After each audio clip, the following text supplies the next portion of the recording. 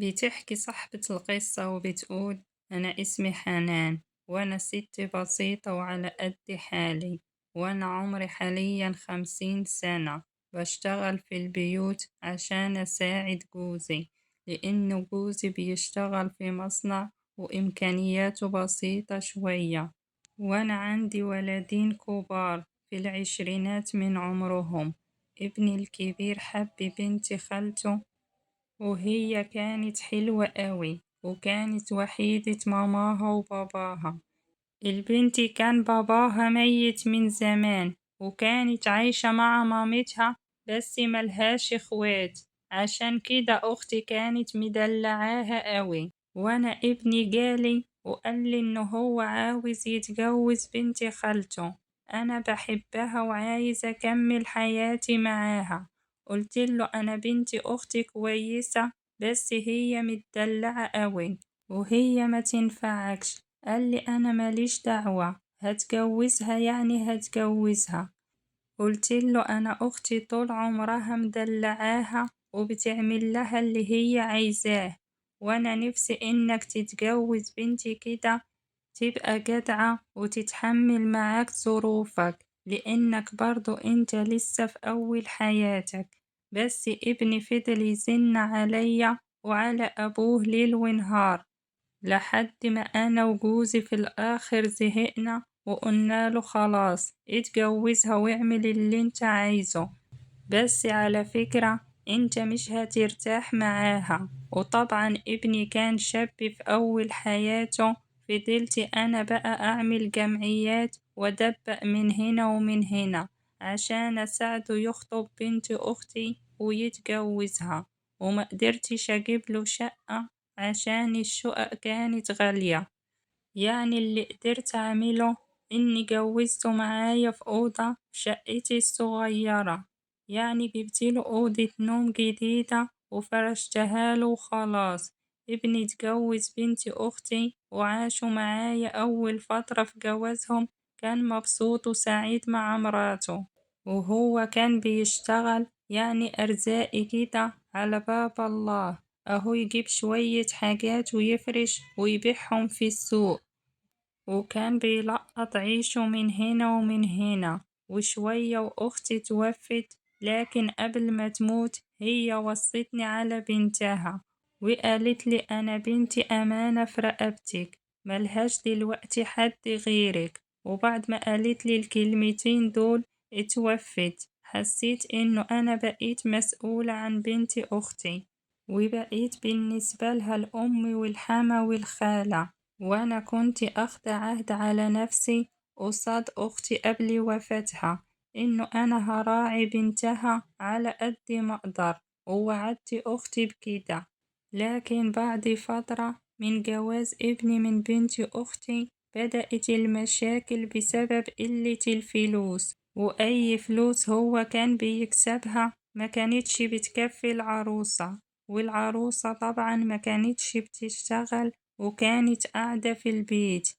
ده غير طبعا إنه هي كانت عايشة معايا ومع جوزي ومع ابني الصغير، فكان لازم إنه هي تاخد بالها من لبسها. يعني اللبس اللي بتلبسه جوه أوضتها ما ينفعش تخرج بيه برا الأوضة، لكن هي كانت رايحة جاية بالهدوم دي عادي في البيت، ولا كأنه في أي حد معاها. حتى لما كنت بوجهها وأقول لها إنه ده غلط، كانت بتروح بعد كده تشكي لجوزها وتقول له أنا مش مرتاحة في بيت أهلك. وشوية خلفت ولد، والمصاريف زادت والمشاكل برضو زادت، وانا ابني ما بقاش مكفي على المصاريف لحد ما راح يشتغل في محافظة تانية، لانه الدخل هناك كان اكبر. وطبعا هو ما اخدش مراته وابنه معاه، هو سابهم معانا في البيت زي ما هما. وانا بعد ما ابني سافر، مراته بقت تسيب لي ابنها وتخرج مع اصحابها وعلى طول برا. وفي مرة انا كنت في الشغل ورجعت قبل ميعادي، وهي كانت في البيت لوحدها وواخدة راحتها، كانت قاعدة في أوضتها وقافلة عليها. وسمعتها بتكلم واحد في التليفون كلام كده يعني، وفهمت من كلامها معاه إنها كانت تعرفه من قبل ما تتجوز ابني، ولحد دلوقتي هي لسه على علاقة بيه، وبتقوله على ابني إنه مغفل، لإنها لما اتجوزته ما كانتش بنت، والموضوع عدى عليه. واللي فهمته من كلامها إنها لما بتنزل وتقولي إنها خارجة مع أصحابها ما بتروحش مع أصحابها، هي بتروح للشاب ده بيته، وهي ما تعرفش إن أنا سمعتها، بس فضلت ساعتها في حالة ذهول، وما كنتش قادرة أصدق أبدا إنه بنت أختي تطلع كده، وابني الغلبان ولا دريان بحاجة.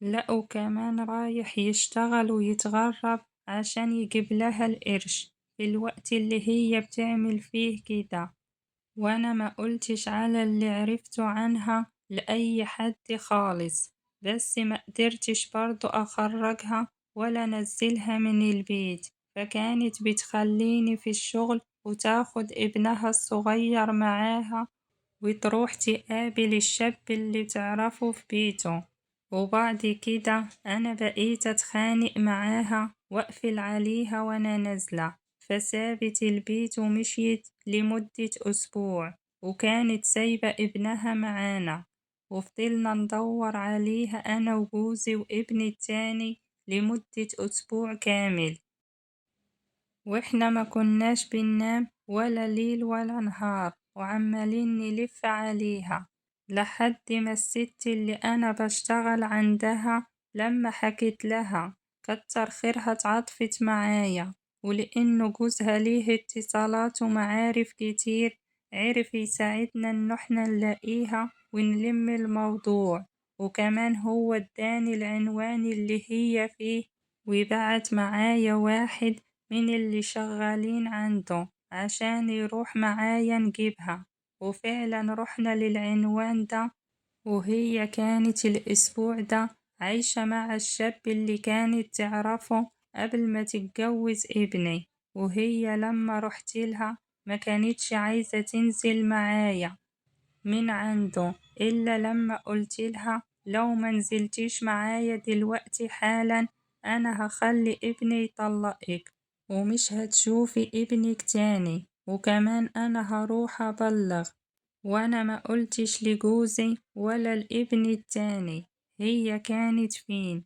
قلت لهم إنه إحنا هنقول قصاد الناس إنك انتي اتخانقتي معايا ورحتي لبيت عمك ورجعتي بيها على بيتي، وبعد كده أنا بقيت برضو أقفل عليها وأنا رايحة شغلي، وما بقيتش بنزلها خالص، وكمان أخدت منها تليفونها، وابني ما يعرفش حاجة خالص من كل اللي حصل ده، وهو مسافر يشتغل وكل اللي بيكسبه بيديهولها، وهي ولا عاجبها عيشتها، وعلى طول بصة للناس ومش عاجبها حالها، ولما قعدتها في البيت ومنعتها تخرج لقيتها اتدورت على اللي جوه البيت، على ابني التاني اللي عمره 22 سنة، وهو بيشتغل في ورشة ميكانيكي وبيكسب كويس، ولقيته بعد ما بينزل كل يوم على شغله الصبح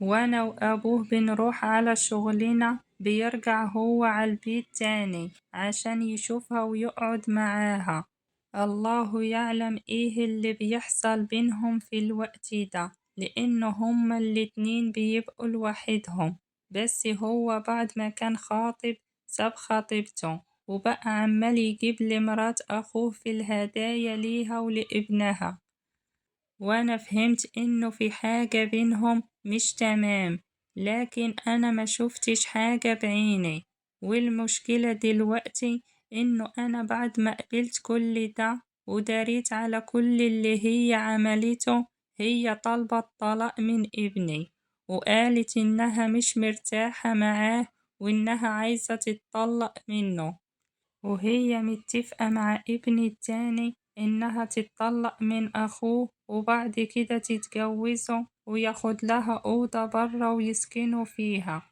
وأنا لما سألت ابني انت ايه اللي بينك وبين مرات أخوك، قالي إنه هو بيحبها وعايز يتجوزها، وابني الكبير ما يعرفش أي حاجة عن تصرفات مراته، ولا على اللي بينها وبين أخوه، ولا عن علاقتها بالشاب اللي كانت تعرفه قبل الجواز. وهو حزين جدا لما عرف إنه هي عايزة تتطلق، وهو مش عايز يطلقها، وبيقول لها إنه هو بيحبها وما يقدرش يعيش من غيرها.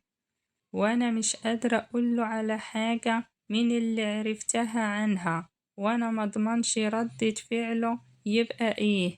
أنا برضو خايفة عليه. وبالنسبة لابني التاني، فأنا قعدت واتكلمت معاه وقلتله إنه مرات أخوك ما تنفعكش، هي صحيح بنت أختي، لكن هي ولا تنفعك ولا كانت تنفع أخوك من أصله، وأنا غلطت لما سبته يتجوزها. وحتى لو أخوك طلقها انت ما ينفعش انك تتجوزها. قالي انت بس اقنعيه انه هو يطلقها وانا هاخدها ونمشي من البيت، ولو منفعش انه انا اتجوزها شرعي ساعتها يبقى هتجوزها عرفي. وانا لما سمعت كلام ابني بقيت مذهولة ومش عارفة اقوله ايه. بصراحة هي خربت حياتنا. أنا ندمانة جدا إن أنا وافقت على ابني يتجوزها من أصله، عشان أنا كنت عارفة بنت أختي كويس، لأنها ما كانتش تنفع خالص أخليها تتجوزه، بس هو ابني اللي صمم يتجوزها. وكمان صعبان عليا عشان هي ملهاش حد في الدنيا غير أنا وولادي وبس. وانا دلوقتي محتارة ومش عارفة اعمل ايه. يا ريت كل اللي يسمع حكايتي يكتب لي في التعليق ويقول لي اعمل ايه واتصرف ازاي عشان ابني ينسى الموضوع.